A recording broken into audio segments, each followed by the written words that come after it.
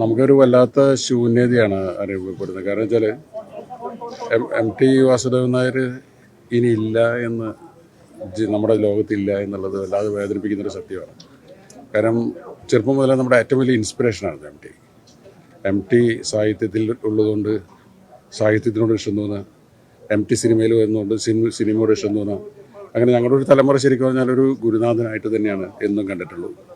എപ്പോഴും ആ ഒരു ബഹുമാനവും സ്നേഹവും അതിൻ്റേതായിട്ടുള്ള ഡിസ്റ്റൻസും കീപ്പ് ചെയ്തിട്ട് അദ്ദേഹത്തോട് പെരുമാറിയിട്ടുള്ളൂ.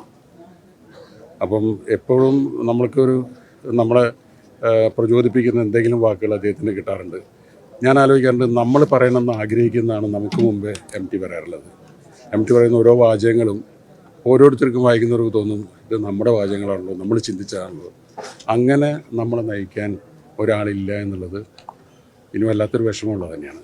അപ്പം നമുക്ക് ആലോചിക്കേണ്ടത് ഇത്രയും വർഷത്തെ ഒരു നീണ്ട യാത്ര ഒരുപാട് പേർക്ക് മാതൃകയാവാൻ ഉള്ള, അത് വ്യക്തിപരമായ സ്വഭാവത്തിലായാലും അല്ലെങ്കിൽ പെരുമാറ്റത്തിലായാലും MT നമ്മൾ ഏറ്റവും കൂടുതൽ ശ്രദ്ധിച്ചിട്ടുള്ളത് ഒരു വാക്ക് പോലും അനാവശ്യമായിട്ട് അദ്ദേഹം പറയാറില്ല.